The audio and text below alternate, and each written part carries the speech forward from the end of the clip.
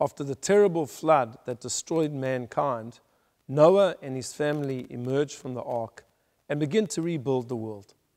But Noah, feeling disheartened, drinks wine, becomes drunk, falls into a stupor. And two of his sons, Shem and Japheth, come and cover their father with a blanket. When he becomes sober, he blesses them.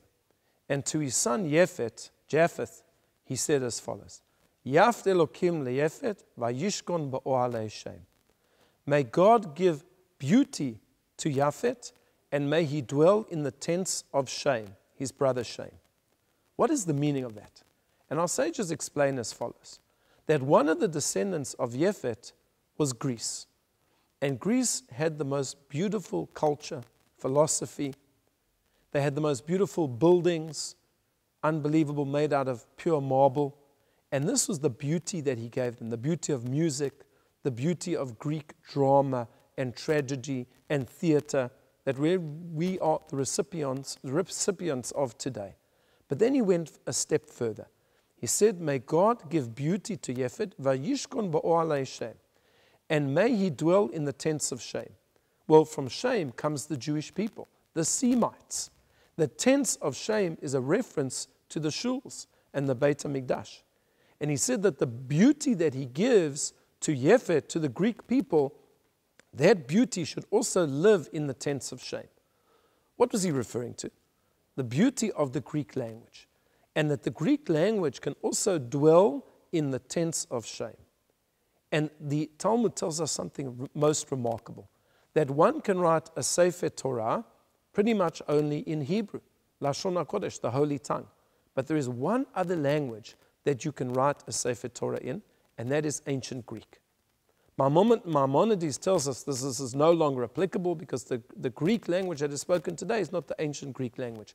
But technically, a Sefer Torah could be written in Greek. Why? Because of this verse, that the beauty of Greece should also live in the tents of Shem.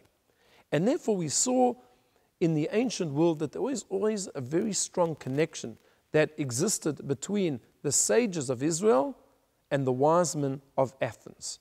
They would question one another, they would discuss, they would debate. Very often we saw that Greek kings wanted to know what the secret was of the Jewish people. And perhaps the most famous story is the story of the Septuagint, how it came about that the Torah was translated into Greek. And it tells us the following story, that the Greek emperor Ptolemy gathered together a group of 70 sages, put each one into a room and said to them, I want you to translate your Torah into Greek. You cannot confer with one another. Each of you has to give a proper translation.